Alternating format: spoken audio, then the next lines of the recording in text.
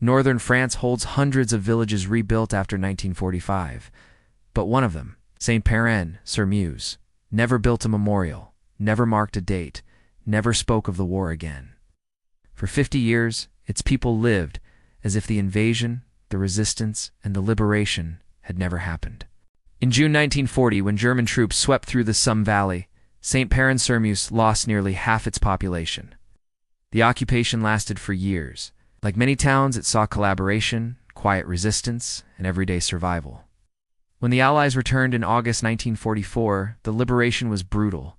Buildings fell, men disappeared, and the town priest was executed in the square for helping partisans. When peace finally came, the survivors faced a choice: remember or erase. By winter, the mayor gathered what was left of the community inside the church shell. He said, "If we speak, we divide again. If we stay silent, maybe we live." The villagers agreed. No monuments, no interviews, no talk of who helped whom. Officially, the town requested its name be removed from post-war resistance registers.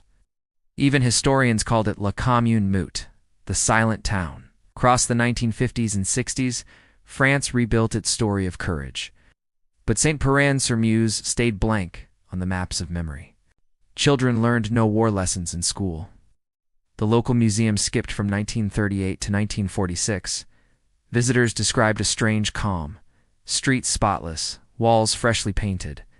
Graveyard rose to even. Every sign of loss scrubbed away. In 1989, during the restoration of the church foundation, workers found a sealed iron box. Inside, a list of 23 names, the town's own men executed by retreating Germans, but never buried under their names. Next to the list, a note in fading ink: "Forgive us. We could not bear to remember." The handwriting matched the mayor's from 1944. National newspapers arrived, calling it France's lost village of guilt. Some residents protested the intrusion. Others finally spoke.